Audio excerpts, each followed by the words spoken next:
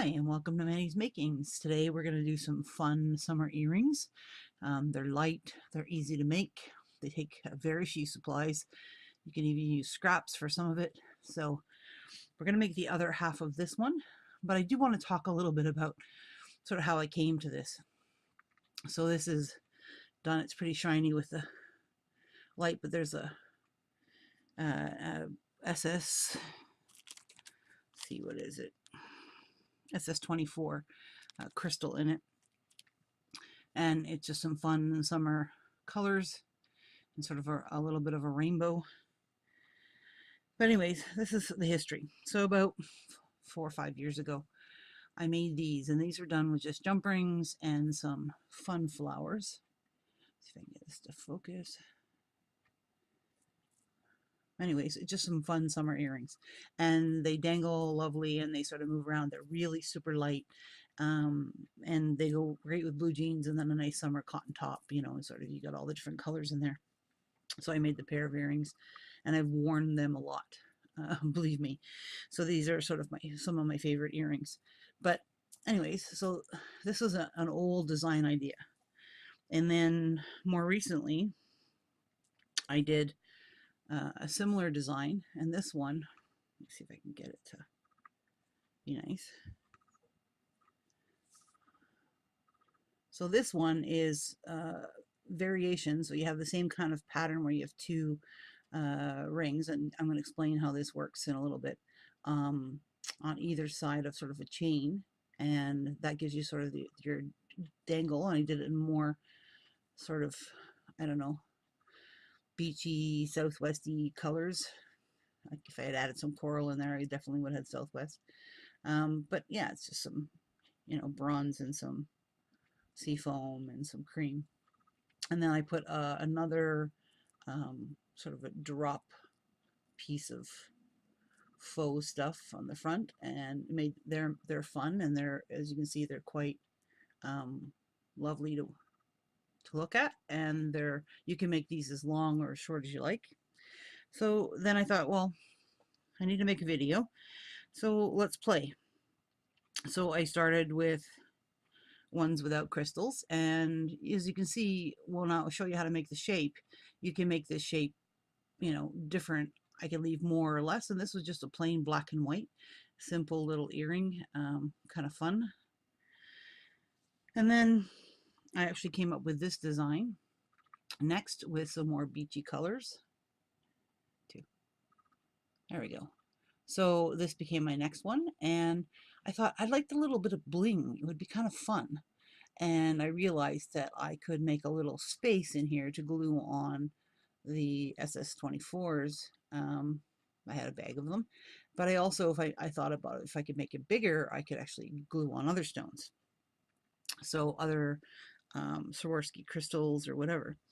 And then I did a modified version of it, and that's this one here. And it has an SS24 in it, and then it has just sort of blues, different blue tones, and then a piece of, this is actually shell at the bottom. So it's the same design, and it can be, as you can see, it can be done in multiple ways, and this is, you know, just rings put together. So let's get started. So what you're going to need supplies wise, first of all, you'll see everything under the show more button, and please like, share, and subscribe if you want to continue to see videos. I'd really appreciate it. Almost to the 1,000 mark. Going to be a big giveaway when we get there. Yay! So, you know, we're going to make the other half of this earring. So let's get these other earrings out of the way. So what you need is, you're going to need a good pair of pliers. I'm using these pliers. You can use round nose pliers if you want to make your spirals. These give me the nice little tip, so I'm happy with them. And these are just the Xuron. These are the tweezer nose pliers. You're going to need some wire, and I'm using 20 gauge. This is actually 21 gauge square wire that I'm going to show you with, but you can also make it with 18 gauge if you want. You can make it with any gauge really that you'd like. It's up to you what you want to do with it, and you know, we'll talk as we go. You're going to need some crystals if you're going to make the exact same one, and these are as you can see, they're from the Atomic Bead Company, and these are the Crystal AB, and they're just so they go with sort of lots of different colors, which is lovely. And you can see, I know the camera's picking up the sparkly. And these are the SS24s, and they're only $2.99 for a bag of them, so it's like really awesome. You're going to need some jump rings, and these are 6 millimeter, yeah, 6 millimeter jump rings, and they're 20 gauge. You can do them. This original pair was done with a 5 millimeter 18 gauge. So depending on the bead you're using and the type of bead you're using, like I could do this with drop beads, it would be awesome. It has to fit in the bead. That's the only thing. And you can make your own jump rings if you don't have jump rings on that size. You just need something, make your own jump rings, and you can make them whatever size you like, or even what shape you'd like. So let's get started. Oh yeah, you need ear findings of your choice, and some E6000 and wire cutters and wire straighteners to do that at the beginning. And my square wire C21 is silver from ParaWire. Yay, good to go. Okay, so let's get started. I'm just moving some of the supplies out of the way. So the first thing we need to do is make this shape, because this is the shape of the earring, and I'm using the square wire, so I'm going to have to pay attention to keep it on plane so it doesn't move around. So let's come in a little tighter here. Okay, so you want to keep it on plane. You want to keep it so that it stays square, doesn't twist. Now, you could twist the whole wire and do it with twisted wire, and you'd have a lovely effect too. So again, your choice. I'm showing you the basics of what I'm doing. Let's move that out of the way. Okay, so I've got my square wire, and I have 4 inches. That's all I'm using. It's 4 inches of wire, whether you use square wire or round wire, and the one with the shell on the bottom, that was done with round wire. So you can do it either one. It doesn't make any difference. This is square wire. You can see it sort of flashing the square sides. And I made sure that the ends were flush on either end. Okay, so I'm just going to take it, and I'm going to start my spiral first, because that's the hardest part. So I'm getting as close as I can to the tip of the pliers, so I can't feel it on the other side. And I'm just going to turn it over and make a nice tight little loop. And you're going to see it's a nice tight little loop. Okay, I'm just stick my pliers back in. And I'm going to just continue taking the wire. Okay, I'm taking the wire and I'm continuing that loop, and I'm just moving it around, and I'm putting it beside each other. So they're beside each other. And I can only go so far. And then it starts to double up, and it's too hard to get the pliers in and keep it sort of solid without it shifting. When that happens, I take my pliers, and I tend to go back farther than try to do it at the tips, because when I'm at the tips, I have to apply more pressure, and I tend to mar my wire, and I tend to slip off. So go back farther in your pliers. So it has more, because of the fulcrum here, it has more pressure there. And I'm holding it, and I'm just pushing the wire against the wire. Just making sure that the square wire continues to lay flat, and I'm just moving my pliers a little bit and coming across. Let's go in just a little bit more. So you can sort of see what's happening here. Okay, so as you can see, I'm farther back. I'm coming farther back on my pliers so that I can apply pressure really well. And I'm not like killing them. I'm not like squeezing really hard. I'm just lightly coming down with my pliers, and I'm pushing against it. So I'm using my thumb to push the wire, the square wire, against the square wire. And I'm just continuing to do this. These are really simple, but this is a beginning to lots of other options. Okay. I'm going to keep going and keep going. Now, when it gets to about this big, I can use my fingers, but you're more than welcome to continue with the pliers. So I'm just going to take my fingers, and I'm holding the disc in this hand, and I'm watching the wire to make sure it's staying flat. just continuing to scroll it around. And if you're finding it, see how it's sort of cupping up a little bit? And I'm just going to take my pliers, do a little bit more of my pliers. I don't have a death grip on my pliers, so it's a pretty simple motion. And because of the start, it's a nice tight little curve at the start. Now you can use your round nose pliers to do that start if that's what's helpful to you. Okay, so I'm getting closer to the end. So I'm going to finish up a little bit more. Okay, so I'm here, right? And I still have space. I don't like the way that bent there. See how that's got a little funky bend in it here? So before I go any further, I'm going to fix that because I don't want that to be a problem. I'm just straightening it out with my pliers so that it lays against the other one. There we go. So I don't have that funky thing. All right. So it doesn't matter. The right and left, you're going to make the exact same way. And you're just going to flip it over. Okay, to make one way and one the other way. So I'm going to take this here. And again, I'm going to make a little bit bigger loop. So I'm going to relax a little bit on how tight I get it around here. But I'm going to start the same way where I can't feel anything on the other side. And I'm just going to take it and I'm going to loop it around until it touches the other wire. See, it's not quite touching, so I bring my pliers around and make it touch. Now you could use your round nose pliers again if you want for this one. So this is what I have so far. And as you can see, it doesn't look the same as that one.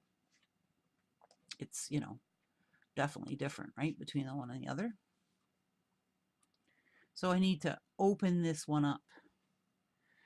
So I'm going to take this first and close it even more so that this sits in the center. And then I'm going to open this up and I'm unrolling it like a coil spring. I'm unrolling it, unrolling it, and unrolling it.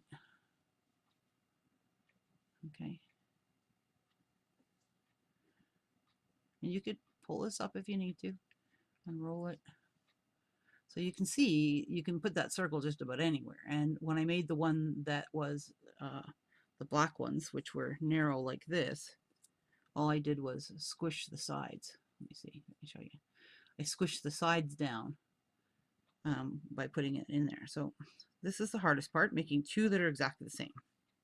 So I have the other one, and I'm going to flip this over so that they're exactly the same. And I'm going to look and I'm going to check how close are we getting. Okay, so I'm checking to see how close we're getting and what's happening. And I can see that I've got, see how I've got a little bit of a kinky spot there. So, you know, you can take your round nose pliers or your flat nose pliers, whatever works for you, and just apply. I'm trying to keep my square wire flat, so I'm just trying to round that out a little bit. So I'm just, you know, sort of running it along the edge to round it out a little bit more, so I have less of a sort of a kinky there. There we go. Just straightening it a little bit. So now I need to bring this so that it goes underneath. So I want that to go underneath the top part. Again, I'm going to bring them. Whoop. I'll be right back.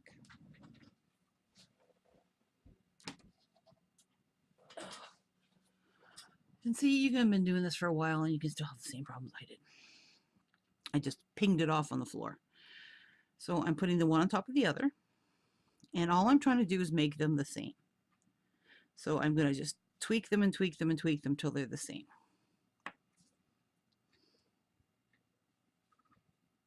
Okay. Just tweaking them. If I need to take the circle in more, I can take the circle in more. So I'm going to fuss with them and get them the same. And they're pretty close now. I just need to like clean them up a little bit so that I'm happier with it. So I want to make them the same. Okay, so that's the first part. Okay, as you can see, I got them pretty well the same, and I'm pretty happy with that. So I'm good. So there's a couple of options at this point. You can take them and put them on a bench block and hammer them if you'd like, to sort of flatten them all out and add some texture if you want. You can texture them quite a bit. And again, if you'd use different wires, it would have a totally different look. You know, depends on what you want to do at this point. Play with your wire at this point. I'm not worried about fastening these. These are 20 gauge and these are really lightweight. So the only other thing I have left to do is that I have to have a right and a left. So this one here, I've already done, made the little pocket here. So I'm going to show you how to make that pocket, but see how this loops this way? So I need to have the other one flipped the other way. So I have one going one way and one going the other way. So I have one going one way and one going the other way, and I am happy with that. And they're gonna be, you know, fraternal twins, not identical twins, and that's fine because they're going to be on your ears and they're separated by your head. So, and your head isn't symmetrical either. So, anyways, so that's what I tend to do is, believe it or not, I take my round nose pliers and I'm going to stick it in the center here, and I'm going to hold my fingers on this side and this side at the back of this round disc. Okay, and I'm going to push just slightly and gently into there. And what happens is, like, see how it gets this little cone shape? And that's exactly what I want, because I want something to sit my crystal into. And sometimes I don't do perfectly centered. So what you can do is you can actually take a fingernail or something. Oh, wow. What else could you use? A needle, even a thin needle. And I'm just running my fingers around the circle, my nail around the circle here, so that it's actually making it space out a little bit so that it's perfectly even. You don't need a very deep one. You could make a deep one if you wanted, if you're using a bigger crystal. And you can make, if you did it 6 or 8 inches, you could do a bigger spiral and put in a chaton or, you know, that kind of thing. So again, it's your choice. So this will fit if you look. I put the crystal in the right way up. So this is the wrong way.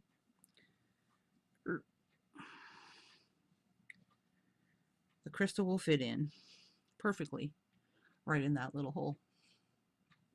Isn't that cool? And it makes it, I'm just trying to take some of the glare of the lights from my overhead lights off of it, but you can see that it sits in there perfectly, and I'm happy with it. So the only thing left to do is make your dangly bits. So I'm going to glue this in at the very end, but I'm going to make dangly bits first. So take some seed beads. With this particular size jump ring that I have, okay, these particular size jump rings, I can fit comfortably 11 O's. Okay, if you want to use 15 O's or you want to use fire polish or whatever, you might have to go down in gauge or make the jump ring bigger. Yeah. So I'm just going to use these ones. I don't need these for this particular pattern, but I actually have them all on the jump rings already. But I'm going to make these ones here because you can see them really easily against my green background. So what I'm going to do is I'm going to take a pair of pliers, find the opening, and I'm going to grab another pair of pliers, and I'm going to open my jump ring. Now, how I open a jump ring is you take the 2 pliers. I tend to put this one here, and I just twist. So it's like a cork. You're trying to open it like a big corkscrew. Okay. It's just making it a corkscrew. Now I need to open it a little bit farther than that, and I know that I can do this with my fingers because I've been doing it for a long time. So I have this lovely corkscrew. So once I have the corkscrew, I'm going to need to take a pair of pliers or a pair of tweezers, and I'm going to hold the corkscrew on the end of my, see how it's open? It's an open jump ring. I'm going to hold it like this on the end of my pliers, and I'm going to switch my hold of my pliers to a different, because I want to pick up the beads, and I'm actually turning this into a way to pick up my beads. Now let me just back out a little so you can see what I'm doing. There we go. So I'm going to take, I've got the corkscrew on, I'm holding it a different way. Normally you hold your plier like this. I'm just taking my hand, while I'm holding it here, and putting my pliers the other way. And then I'm going to take it and put my jump ring. Look at that, picks up a bead. I need 5 on there. 1, 2, 3, 4. Nope, 3. The 4th one fell off. And this is where it gets harder. There's 4. And I gotta get the 5th one on. The 5th one I tend to have to bring my finger down to make sure that it goes on. So I got the 5th one on. Yay. So then I take my jump ring with my beads on it and hold up my fingers. I switch my direction of my tip. So I'm holding the one side of the jump ring, holding the other side of the jump ring with the other one without crushing any beads. That's the trick. And then I close up my jump ring. So I have 5 beads on a jump ring. Cool, huh? Now what's nice about this particular design pattern of earring is that I literally can go like this around the top with those jump rings and push it between the 2 pieces and it comes in. So think about this. I could have these colors, I could have charms I could put on this, as long as it will fit over top, and these jump rings do, over top of this piece here, I could switch out what I have. Now, once I put my ear finding on, I'm done. So I can play as much as I want. So this particular pattern I did, let's move these out of the way, is I had a sort of a summer fun color palette, which had pink in it, sort of a yellowy color. It had blues in it, purples in it. This is a lime green, but it's transparent, so you're seeing more of the silver than the lime green. But I just had some fun. So this is what I did. Grab, where's the earring I already made? There it is. And you can put as little as much jump rings as you want. What happens with the jump rings, the more jump rings you put on here, the more that it will climb up the side. There we go. It will climb up the side and fill up the space. So if you wanted to, you could actually put jump rings all the way on till it climbed all the way up the side. So see, it will just climb up the side, but they don't lay as nice. This is sort of the maximum I'm thinking I would want to have, which is 2, 4, 6, 8, 9. So 9 jump rings is about the maximum I feel like it can have and be comfortable with it the way it hangs. When you have this one here has 4, 7. So it has less, but I also made it a different kind of style of base. See, it's a different kind of style of base. I made that loop instead of circle. I squished the circle and made it more of a longer hanging one. Okay, so I put them on a particular pattern, and you need to load it from in the way that you want it to be on, the order you want it to be on, starting on the one side to the other side. So then I did a blue, and then I did a purple, and I did a pink. So you have to load all the jump rings ahead of time and close them all. So you got them all loaded up. And I did a purple, so I'm just boxing what I did on the one side. I'm repeating, coming back, green, and then the yellow. So I have those on there. Cool, huh? Actually, even before so I tested it, looks good. I'm happy. So play with your pattern, play how you want them on there, and then you can take them all off. So now you know how you have to put them back on, and now it's time to glue on. And I'm just recommending you try it out, because it may not hang the way you think it does, and you may need to make some adjustments. You may decide you want to have a different shape. So I'm just going to take a plastic bag. Sorry about the shininess, but plastic bag, and I'm going to take a little bit of E6000, and I'm taking a scrap piece of wire. Remember, I don't make big holes in my E6000. And I need to find my chaton. There it is. I found my chaton. So I'm ready to go. So I need to get glue on the back of that chaton. But I can't hold that little tiny chaton on my fingers. So what I do is I squeeze my tube, and I just want a little bit to come out to the top, and see how I grab it with the wire. I'm just grabbing it with the wire. And I didn't squeeze my tube very hard, and it's got a little tiny hole. And I'm going to take this like this, and I'm going to rub the glue on the inside of this circle. Okay, and this glue dries very clear. You're not going to see it at all. You're not even going to know that there was glue in there. If you don't feel like there's enough, you can get some more. Again, I'm just squeezing a little bit out of my little tiny hole, putting some more in this space. Okay, so once I have as much glue as I want, I have to make sure that this goes in the right way. Now sometimes I can use tweezers, and it's actually easier for me to use tweezers, but some people do it another way, and I'm going to just drop that in. I'm going to put it in the center where I want it, and I'm going to just grab from the back and the front and give it a little push in place. So I'm seating it in place, and I glued in my crystal. Now it's going to take 24 hours to dry, fully cured. Put the lid back on my E6000 because it's getting stinky. And I can move this gluey stuff out of the way. And there's very little mess, no fuss. And I'm happy. So now I'm ready to reload. I can actually hold on to this if I want while I reload, or I can just wait for it to dry. And since this is a video, I'm going to hold on to it. I'm going to reload. In about 15 minutes, it's dry enough to sort of load your colors. So again, it was yellow, and then I did a lime green, and then I did a purple, no, a blue, a purple, pink, a purple,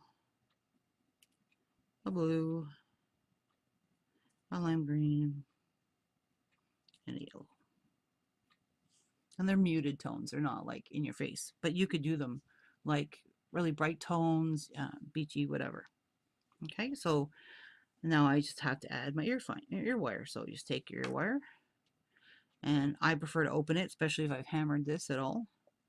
I open my ear wire, just take it a little twist so I have enough to get it in, and making sure that it's opposite of the other one. So there's my other one done with the front, so that goes that way, so that has to go that way. I got it right. My chaton's in the right space. Everything's happy. And I'm just going to close that up. So I have a lovely pair of earrings. It needs to dry. Couldn't wear them out tonight, but this is what I have. Isn't this great? So they're fun. They're really super light. They have some bling on them. I can just see this with a nice summer sort of a linen top or whatever. They'd look really awesome. So you asked me about how do I get them so that they look like this? Okay, so this is just a matter of the amount of rings you put on. So this one, I'd close up one ring, close up another ring, and before I closed up the third ring, I would put the two together. And so this has 4 rings plus the 1 ring that holds the bead on. Okay, so and then it has another column, has 2 columns, one on either side, that only have 3 rings on it. So I have a graduating colors of the same color, the same color, the same color. Then it's you know, like each row has a different color, but they're all the same, and each row is the same. And then this last one has its own color by itself, and then the piece of shell. Okay, so let me show you. I'm going to bring those beads back over. I'm going to open up another jump ring. I need a couple more of these. Feel for my opening. There it is. Dunk. Hold it like a corkscrew. I need to open up just a little bit more. Hold it like a corkscrew. Change my position of my hands. So it's like this.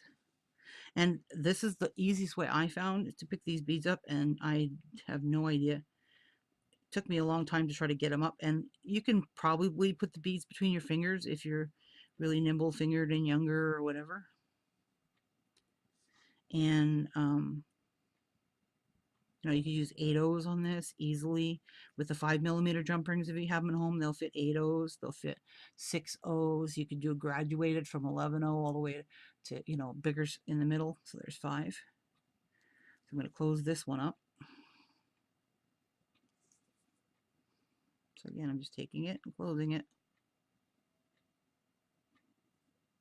Back and forth, rocking it back and forth till it's closed, and I'm happy with it. I'm happy with it. So there's 2 closed. So I'm going to do my third one.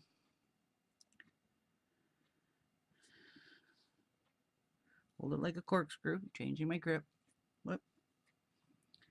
There we go. And if the bead doesn't fit, doesn't want to go on easily, then either move on to it. Some of the silver line ones or other colors, I found that holes weren't as easy to get on. Some of them you just have to fuss a little, but if they're hard to get on, or they won't fit around, they have to fit around this bend. And if they won't fit around the bend of the jump ring, so I only have 4 on there, I need 1 more. And that's that last one that sometimes is hard to get on because the 4th one wants to pop off as soon as you bend it down. There we go. Got the 5 on. Okay. So I got the 5 on, transfer it in my fingers, I'm going to put the one on. So I'm going to just go over top of that one, and it's just going to hang out. I'm going to put the second one. It doesn't matter where you put it on the closed jump ring, but I'm just putting them together. So I have the two on there, and I'm going to close this up.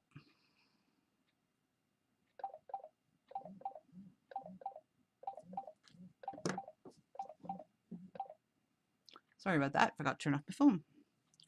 Okay, so then I have 3 jump rings joined together. Da, da, da, da. See? 3 together. 1, 2, 3.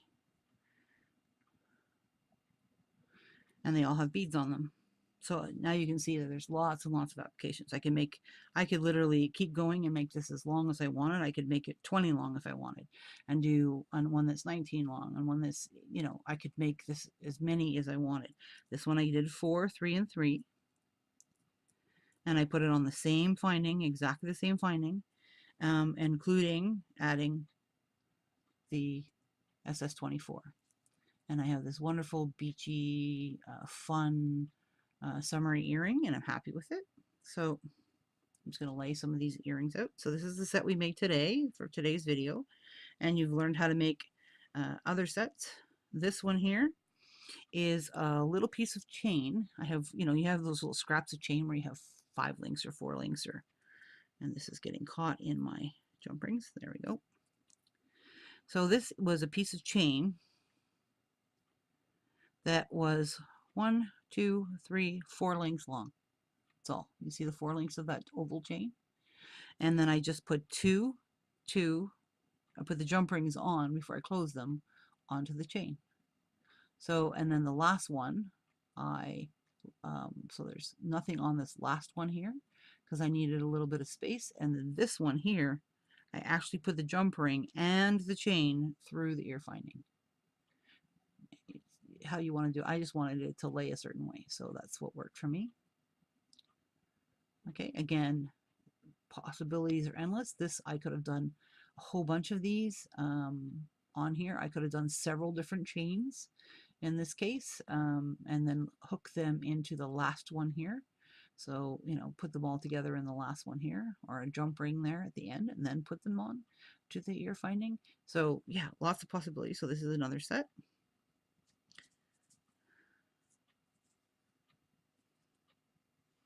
And it's fun to wear. And then this is the set with the, and of course they don't look as pretty laying this way. I'll take some photos and you can see them at the end of the video. This is the other ones here. There we go. With chatons in them again. And this is a plain one with just black and white, because I actually wear a lot of black and white even in the summer. And these were the old original ones that sort of got the idea started. As I said, it's been a while since I made these ones. These are really old. And those are anodized aluminum jump rings. So yeah, enjoy, have fun. I hope you learned lots today, that you try some of these. It's minimum jump rings, minimum jump ring work. You could even do this with an oval jump ring. It'd be a little harder to get the beads on, but you know, you could do it with really big jump rings and put 20 beads on it. So as long as the beads fit on the jump ring, you're good to go. If you have to bend your jump ring open funny or do anything weird, then it doesn't work, okay? And you can put them together in whatever pattern you want. It would work for all kinds of different patterns. It won't work really well for, like, if you're actually doing chainmail weaves, but this is a fun place to sort of just get your hands wet with a little bit of jump ring work and some beads, and have fun and keep on making from Annie's Makings. Bye.